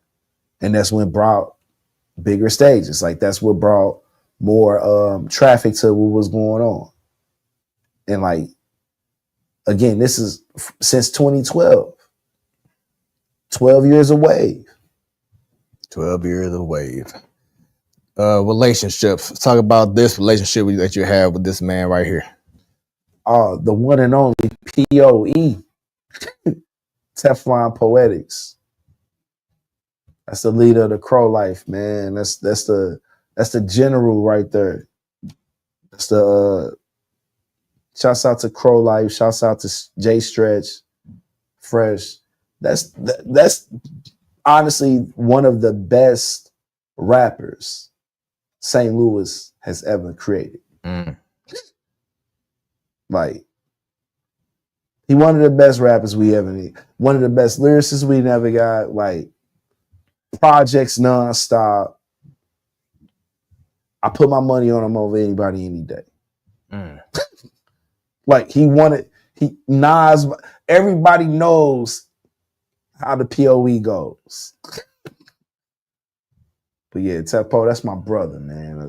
That's the first person when I came back home I battled. For that, we was at High Point. Rabu. Yeah. Rabu was there that night because I told him, like, I'm battling Poe tonight. And he was one of the first people I battled when I came back home. Because I'm like, it's no way this nigga this nice. Like, I was not buying it. Yeah. And he tore me to shreds. He ripped me to shreds. And it's like, I just seen them do it up like at 106 and Park. Right. I didn't just watch them just go through all MCs that ever tried after that. And it's just been amazing to watch. You know what I'm saying? It's amazing to see somebody like, especially an artist like that, or just a person like that, be fully, authentically they self at every time. And then when you see them become who they call to be, you watch God activate them. You know what I'm saying? Like, I didn't watch God activate dude and straight cut niggas' heads off just so we can make it back home. Just cause somebody, you know what I'm saying? Like, just cause somebody put some money on the line saying that they mans was better. Like, I didn't see it happen. And we then went back victorious, the Vanglorious POE. That's my broski though. He like the Dom Toretto. People trying to challenge him. Like, okay, you can try if you want to. You could try if you want to. You could try if you want to. Yeah. Like I didn't seen them take them out though. Mm. And it's literally like it's just raw talent. Yeah. Like if you want to see somebody know how to rap, that's somebody that know how to rap. Like it ain't no way around it. Yeah. That's dope. So pretty much you had a humbling experience. No, it wasn't even humbling. It was just like it's the MC, like I don't know, it's the MC code to me. Like I'm not about to make nobody feel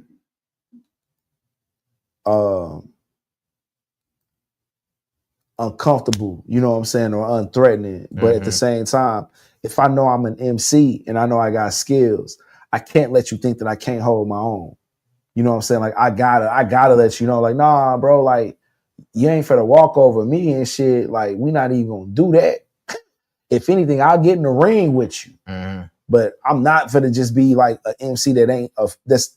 I'm not going out like Drake, first of all. Let's just keep it like, let's keep it a buck. Yeah. Let's keep it a buck, yo. If I'm feeling challenged, I'm challenging. I'm going out Machiavelli mode. Right. So I respect any other MCs that know the Machiavelli code when it comes to battling. Like, let's take it there if we gotta take it there. But it's gonna be respected if we do take it there. But I'm not backing down on no challenges or no I ain't ducking no phase when it comes to if I'm nice with my pen. And I always say this to the spoken word artists, to artists in general, creatives, man. I have the utmost respect for y'all because y'all can probably pay me, y'all can try to pay me $1 million. And when I come up with one freestyle to save my life, but it's just amazing to see what y'all can come up with just like that. I'd be so amazed, bro. And you know me as a DJ, you know, as a drummer. So I've been around, seen a lot of great talent, amazing talent. But when I say I'm always amazed when I just see people, artists, just all of a sudden drop of a dime can just freestyle anything. And I just be like, man, I can't even remember what I had for dinner 2 minutes ago, but y'all can freestyle something. I have the utmost respect for what y'all do. I be feeling like it's the thing that lets you know somebody got talent. You know what I'm saying? Like not even necessarily talent, but just I grew up watching like D. Martin and Frank Sinatra and like Sammy Davis Jr. doing like they Rat Pack thing, and not realizing that they was rehearsing it. You know what I'm saying? So it's like, oh, they just coming up off the hip with this type of entertainment. But then it's like, no, like you go watching like Yo MTV Raps, or even watching like Rap City the Basement, and just seeing them in the booth and everybody just getting in their zone, or just spitting that like whatever cipher they was in. Like we would have the freestyle ciphers on Thursdays at Pattonville, and I remember my 9th grade year, I was spooked to get up in that cipher because I would be the one in the crowd being like, he wrote that. Like, you know what I'm saying? Just you could just hear it. But then like I remember getting the confidence to just be like, nah, I can really get in the cipher and freestyle because I knew I had it. Like being on the back of the bus and my boy Ricky saying like, is that a written bar? And me thinking to myself, if you think I just wrote that, I know I got some skills because I pulled it out of thin air. Like, you know what I'm saying? Like when you just pull something out of thin air and somebody thought it was written, it was like, that was just my cue of like, oh, I got some skills. And that's what made me like ready to jump into like the cipher. Cause he thought I had some like spit some written bars. But I ain't gotta go too hard to spit some written bars. I'm with Smoooth with 3 O's. You know how this goes. There we go. I like it. I like it. I like it. Hey, if I can come up with something like, man, hey, it is what it is. But you brought up the C word, and I have to go ahead and bring this out. Confidence. Oh man. So I'm pretty sure you already know as well that the biggest perception that I've seen from people in the spoken word or just in the area about yourself and how what's the old saying about, you know, it ain't confidence or it ain't cocky, it's confidence. Yeah.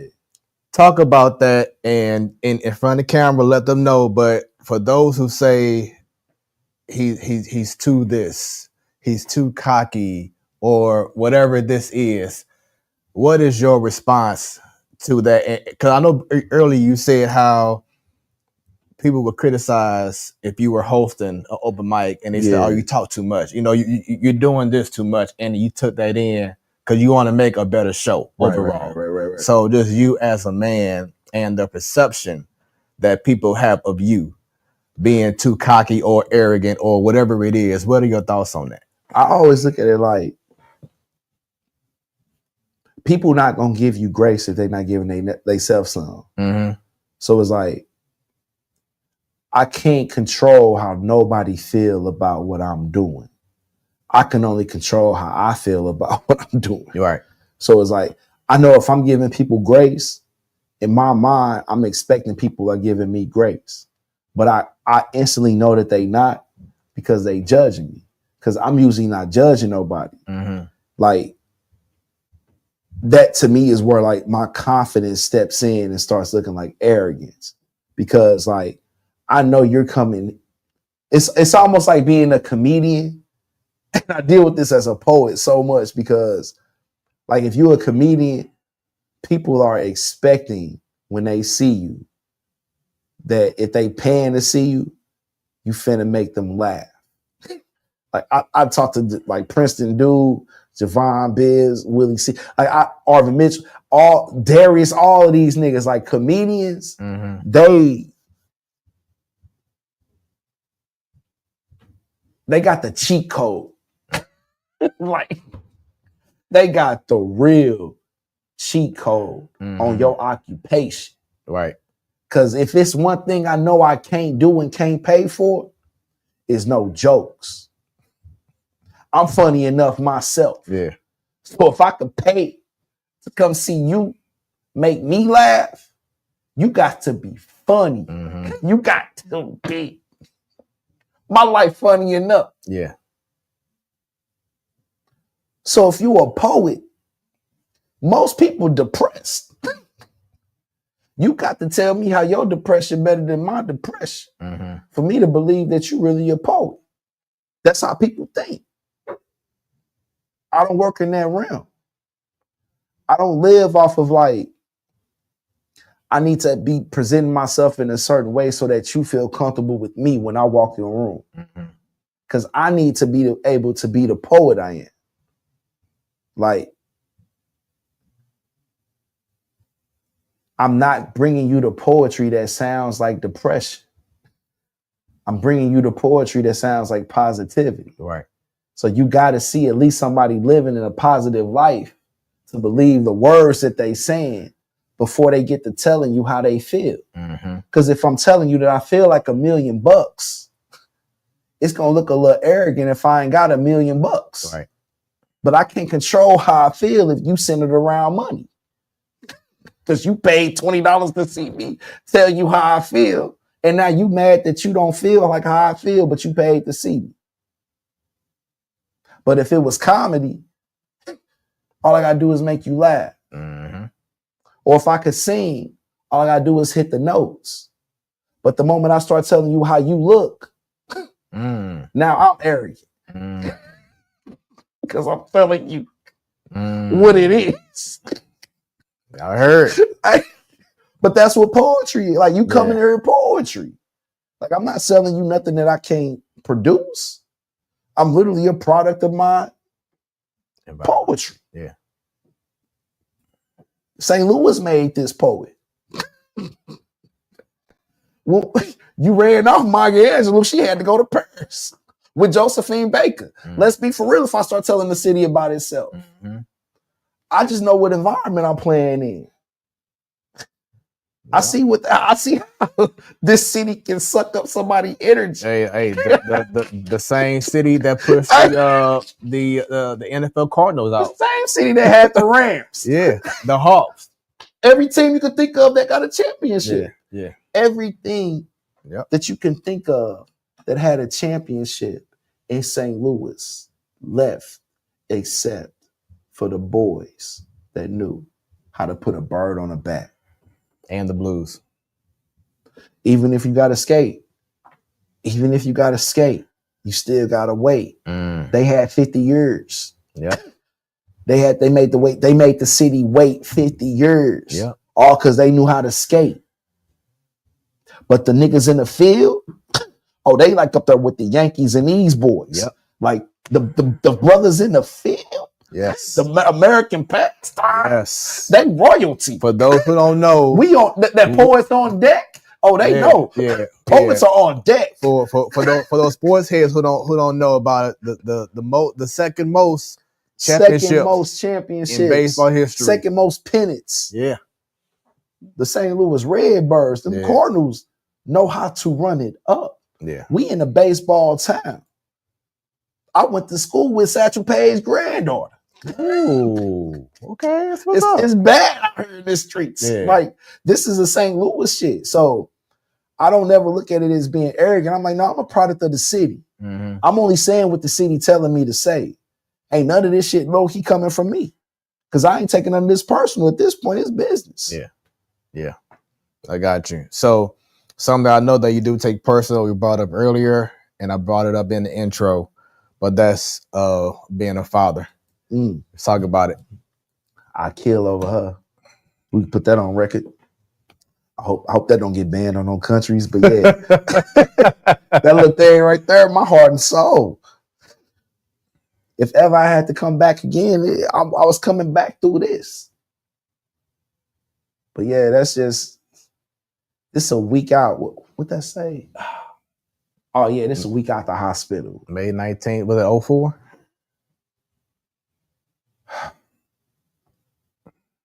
Might have been 2 weeks out. Because she was born April 26th. Had her home. Then was like, we going outside. We went down to the Lumiere. This in the Lumiere Hotel. I had $10 in my pocket in this picture, but I had on a Christian Dior tie. So I thought I knew I had some money on the way because I was holding my baby before I took that shit. And I went down to the casino and I put that $10 on the blackjack table and I was up 900. Wow. I'll never forget this motherfucking night. That's how I knew she was lucky. Poetic justice. That's how I dumped my head. I'm like, this what it feel like to be a father. Like, I didn't even realize that that's how my daddy felt because he kept telling me, like, the year I was born, 82 was just wild any fucking way. But he kept telling me how he kept putting money on Magic Johnson because the Lakers, that was his rookie year and they won a championship, but it was the same year that the Cardinals won the World Series too. So they won the World Series a month after I was born, and he was like, I put so much money on you. Like, I knew you was lucky. And like, this is how I probably like look to my father. Cause I remember like thinking like my daughter just brought me so much good luck. Like, that's the only reason I took this picture. I'm like, oh yeah, cause it is.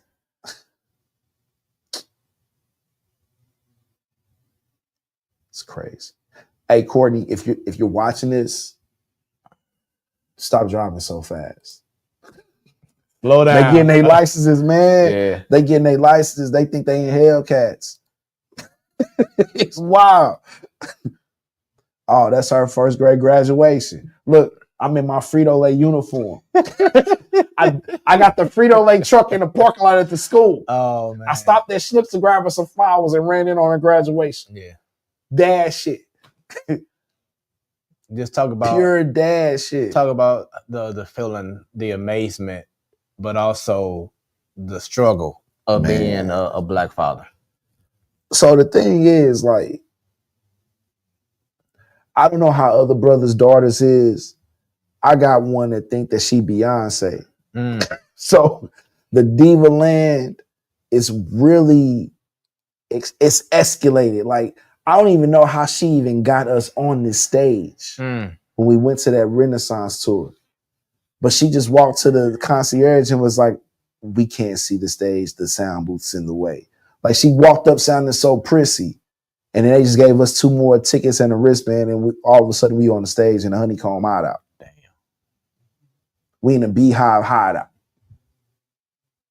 And she just been fascinated with Beyonce, but I always told her since she was a little girl, like, you can be whoever you want to be. And she was like, well, I'm going to be Beyonce. I'm like, stop. I'm like, you could be your own person. She said, yeah, but my own person is Beyonce. Mm-hmm. And so if that's her spirit animal, I let her live. I let her be as much of Beyonce as she wants to be. Because even I myself had Destiny's Child's posters up on the wall. And my wife. And if I could have been in Michael Jackson concerts like this, as a kid, God! If I would have seen him in person, if I'd have seen Michael Jackson in person, I don't know what type of man I would have fucking become. Oh man, I used to throw concerts at my grandparents' house in U City. Man, I used to do a whole 2-hour concert in my PJs and some house shoes, like I'm in a robe. I'm not mad like at I'm that. MJ. Yeah. I would do it. Yeah, I will hold it down like that. Yeah. So her living this kind of life where I'm being able to kind of be on the sidelines and watch what kind of life I probably could have lived. Yeah, not mad at it, but at the same time, it ain't safe for these little black girls out here, right? Because she got to go through it, right? Yeah, and, just to be happy. And same thing with my daughter. She is 9, and it's like, man, just the stuff that she has to, the stuff they got to go through, the stuff they need to go through just to be happy. Yeah, it's like you don't even want them to go through them kind of obstacles and hurdles just to feel something that's so easily like attainable. And that be my thing. It's like I be wanting to feel like inclusive to what the, you know what I'm saying, the joys of life. But I hate having to be there to be like telling her like, hey, this ain't going your way because you black. Like I hate having to say that to her. But I be knowing she be wanting this so bad. I'm like, keep your fingers crossed and keep the faith. You know what I'm saying? Like really rooting, like really, really, really rooting for her. Yeah. But still knowing that like back in the back of my mind, I'm like, how cold do I be? Mm-hmm. Like how heartless do I be to tell her like, I know you probably think that this finna happen for you, but I'm gonna let you know it ain't finna happen because you a woman and because you black. Like, I don't even be wanting to say that to her. Knowing that that's what it is that's keeping her, you know what I'm saying? Like, knowing like, yo, if you just tell her that, she'll just go on a different path that she's supposed to be on. Mm-hmm. But then knowing that if I say that, that's going to give her more fuel to think that I'm fucking fucked up for saying that to her. Right. Like, that'd be the downside. But you got to be honest with your daughters. If you're not being nothing else, let them know what it really is so they not waiting to hear from a nigga tell them what it really ain't. Right. Like, let them know what's going on immediately. Just let them know what's going on. Yeah. And going back to that picture, my wife was there at the concert too. She was sitting on the, let me pull this picture back up real quick. She was sitting towards the right side, the opposite side of the stage pretty much. Okay, yeah. So that's the concert that I was actually planned to go to, but I ruptured my tendon, my patella tendon last year, bro. So I couldn't go. You wanna hear like a wild story about this picture in particular? Yeah. So you see them pink boots my daughter got on, bro. This the downside of being a father. I had on some dunks. She said her feet was hurting so bad when we left the concert. I took off my dunks, let her wear my dunks, walked barefoot through the dome, through the casino, just so she didn't have to walk in them boots. The things that we do. The things that we do for our daughters, bro. Yeah. Because, I mean, it'd be the same situation for me if my daughter had something going on. Because I couldn't see her in pain. That's what I'm saying. Exactly. Just to see her hurt, I'm like, oh, her, no, I ain't even finna have it. Like, I don't care if I got to walk through here barefoot. I'm not finna walk through here while you in pain. Mm-hmm. And that's the same thing for my wife. Wife, I know you watch. I can hear you upstairs. You already know what's up. And the same thing applies. She already knows that I would not hesitate for, to hold anything down for her, because that's what it's all about. So, And I think that's the thing, like that reassurance of knowing that, like, they to me, you can't do nothing more for a black woman than like making her feel like she's protected. Mm-hmm. Like if you making a black woman feel protected, you done did what you needed to do. Mm-hmm. Like, because it ain't nothing worse than having a black woman feel unsafe around you. Yeah. Like, you don't want to be in no climate where a black woman ain't feeling like she's safe, like she unsafe. Right. Like, because then she liable to, like, if harm coming her way, that means it's coming yours. Because we supposed to be protecting them you know what I'm saying? Anyway. Right. But I digress on that, seeing that y'all don't know how to fucking vote. Oh, Lord. Going back to that. So let's talk about this photo right here, though. Oh, me and me mommies. That's my mom and my cousin wedding. Mm-hmm. Speaking of which, my auntie, shout out to Aunt Sue. She just flew into town. She getting in, I think, tonight. They talking about having a brunch on Sunday. But yeah, that's me and my mom's. That's the strongest black woman I know. If I ever had to, like, paint the image of what I thought God looked like, it'd probably come out looking like her. Mm. I ain't never seen nothing more beautiful. I ain't never heard a voice more sultry. I ain't never heard wisdom much more kind.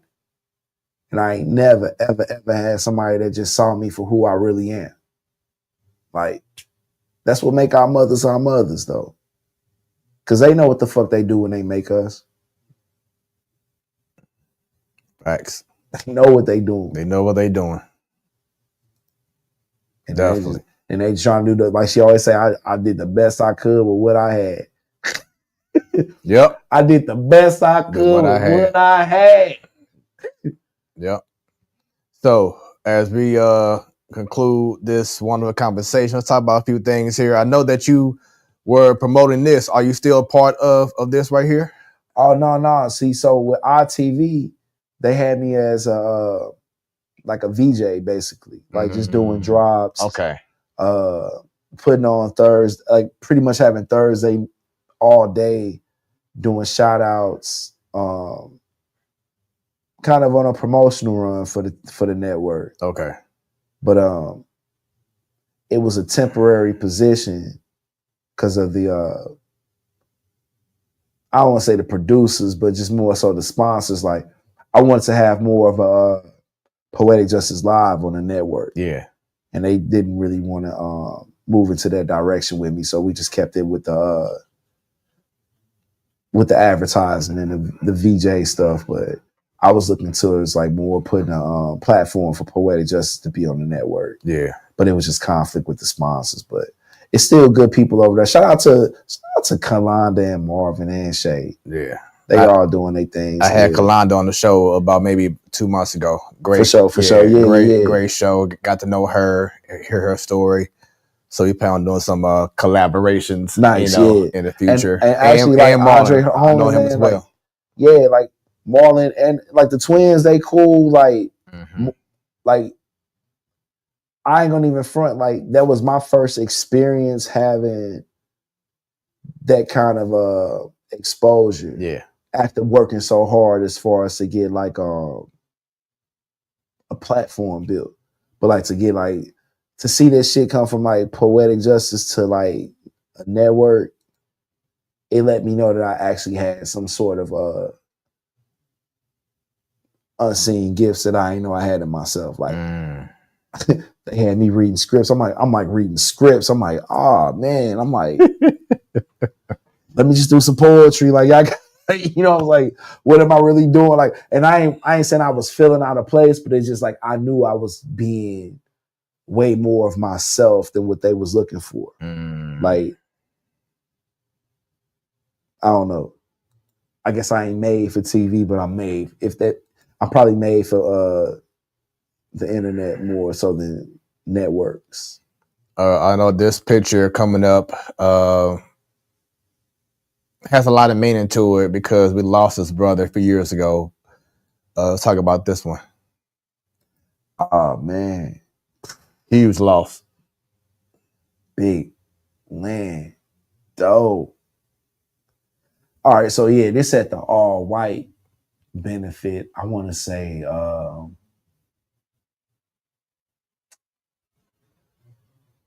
think this was the History Museum. Either that or was it at Union Station?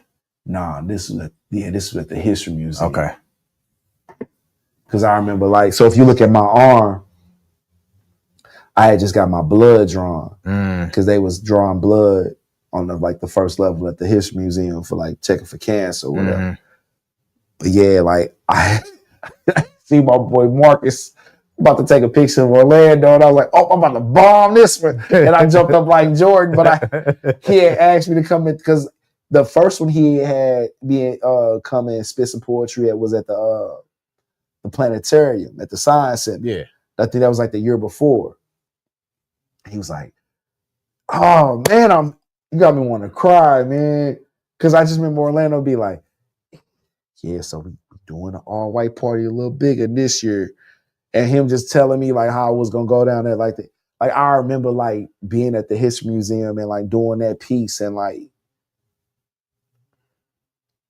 it felt like survival. Like I remember it felt like we was gonna get through whatever. Like I remember that year being something like phenomenal. And I remember he was so mad because I messed up this pitch. Like he was so mad at me. But he was like, "How you mess up and it become the best picture?" Right. Like that's why he was mad at me. He was like, "It wouldn't even be the picture without me in the background." Because I can't never not see this picture without me being like over on the corner and like I'm watching him do that pose, like trying to put his fingers together. Like, I'm seeing him get set. I'm like, "Oh, he don't even know this is about to happen." Yeah. But the whole time, the photographer watching me line him up. And you know what? And he still took the picture though. Exactly. But you know what that came to my mind since seeing this photo is like I can just see on the screen saying "never come down." Yeah. And that's why I took it like right, like I literally took it on time, like, "Oh no, we going up." Yeah. Because I remember I literally just came upstairs from getting my blood drawn. And I'm like, "Oh, now you taking pictures without me?" That's crazy. That's wild. But yeah, that was shouts out to Orlando Watson, pretty boy. Make sure you hit up Prime 55. Shout out T Love. Yeah, man, you city. Like that was the first producer that I met in St. Louis that said I had something going with my poetry. Because he was like, "Yo, blow this back up." Orlando, the wildest person I know, low key, that I've met in my life. Because this is the person that can casually calls me up. Casually. Hey, so I got Lorenz Tate coming to the Black label. You feel like doing a poem? Who? Yeah. Who got Lorenz Tate coming to the Black label? And how am I the one that you want to do a poem? But yeah, especially after you say you wasn't feeling Love Jones. I think Carl Thomas was at this one. You know what I'm saying? Like he stayed throwing me on platforms that I didn't think I was ready for, just to test this. You know what I'm saying? Just to see if I was ready. Yeah, like he got me ready for the industry for real. Because again, he got signed soon as he got out of U City. He got signed, produced for like Bone, Jodeci, and Mary. You know what I'm saying? Like. He was one of them cats in St. Louis that if you was trying to do music, get at him. He just knew what the industry was. And he never shied away from like lending his expertise or his knowledge or his wisdom. Like he always kind of gave me the right direction. Always. Rest in peace, brother. Rest in peace. Pretty boy. So you had the honor, which I love to see people who work hard do the passion that they were destined to do, but then get rewarded. So talk about this moment here, being able to be on this magazine and just getting honored for doing what you do. Yo, the 2021 Deluxe. So that was one of them days. I remember when this came out, because I had been working with Deluxe like since 2009. Like working with Brooklyn, with Brian, Keith, like just kind of being involved with what they was going. Shout out to all of them. Like this was me kind of like realizing that people was paying attention to what I was doing. Mm-hmm. But I wasn't letting it like, I wasn't really letting it like get to my head, but I was really trying to be like, oh, don't look at me now. Like that's kind of what I was on, when I'm like, oh, don't even do this now. Like I ain't even showing you what I'm really finna do. Like I felt like it was too early, low key. Cause I had been trying to duck and dodge the like this part of my career. Mm-hmm. Cause I just felt like when I started working with B&B in 2020, and I came back from New York in 2019. So like by 2021, I was just starting to see like the fruits of my labor for me being back home post COVID pandemic type shit. And I'm like, nah, we ain't even set the city on fire just yet. But this capsule right here, it captures like, I remember like a time where I was telling myself, because like I'm seeing ghosts on this, like rest in peace to Huey. Like I'm remembering this time where it was like we just getting started, and I ain't want nobody to see me coming. And they saw me coming, but I ain't even get mad. I'm like, oh no, let them know. Yeah, throw my face around if y'all want to. Yeah, like. Yeah, that's definitely an awesome honor to be on. So this last photo, I put this together myself, because I noticed that it's a common thing about you as we end this show on a high funny note, because we talked about a lot from the election, to fatherhood, to the community, right. to we done ran all women. over the map. Yeah. We have, and it's been amazing. Let's talk about this pose. With arms wide open. Hey, this became my thing for the summer, because I'm like, I'm not about to back down from nothing. I'm like, I'm open. I ain't got nothing on me but whoever behind me. Like that's all I've been saying. Like what you see is what you get. It's right in front of you. Here it is. The one on the top left, that's me in front of the St. Louis Art Museum when they was doing the slam block party. We had did a back to school drive in front of the art museum. This is literally, it sound wild.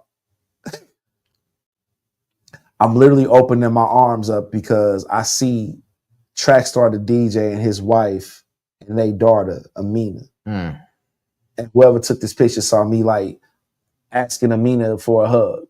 And then that's accurate. I can't see who that is next to Act, but that's us at the music at the intersection.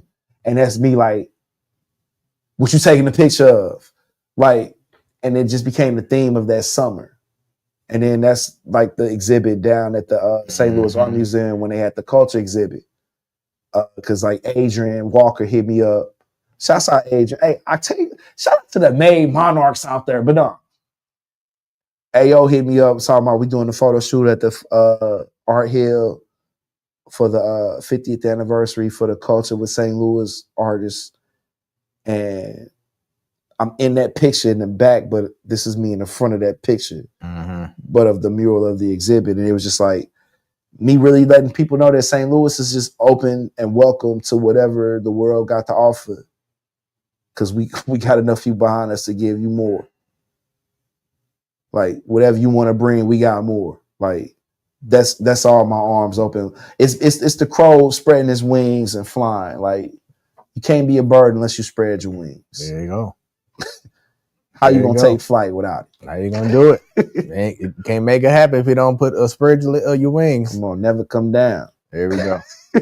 So, with that being said, man, once again, great conversation. It's been an honor to have you on the show, and thank you for responding to the DM, because that's why we're here today. You know what I'm saying, for this moment, man. Hey, look, make sure y'all responded to the DMs when y'all got people reaching out, especially people that you fuck with, people that you support, people that you like, people that you already in tune with. Like, yeah. I mean, because since day one, you know, I think it was probably maybe word up or something that we met, you know, cross path for the first time. But like ever since then, we've always just been solid. Always been solid. So I appreciate that, brother. Respect, man. And yes, all love. Yeah. And for those watching, any last words you want to say to the people, man? Any special shout outs? Poetic Justice coming back 2025. If you don't follow already, follow Poetic Justice Live on Instagram. Follow me on Poetic Justice. You can follow me at Poetgonia on TikTok. Corey Black. I am Corey Black on Instagram and TikTok. But I'm gonna fill my drink up. Yeah, I have to enjoy the rest of y'all night. There we go. With that being said, Smooth Conversations, where the conversations are always smooth. On YouTube, y'all, go to Smoooth Conversations. Smooth with, once again, 3 O's. Subscribe, click on that bell. Stay up to date with anything and everything related to this show. And also, I'm about to go ahead and blow up this QR code like this. Bam. Get your phones out, scan it, and connect with Smoooth Productions. Anything and everything related to Smoooth Productions. This has been, once again, an incredible show. Smoooth Conversations. Once again, where the conversations are always smooth. Stay tuned for the next episode. It's going to be someone that I think Corey Black may know very well. Y'all have a good one. See y'all next time. Peace.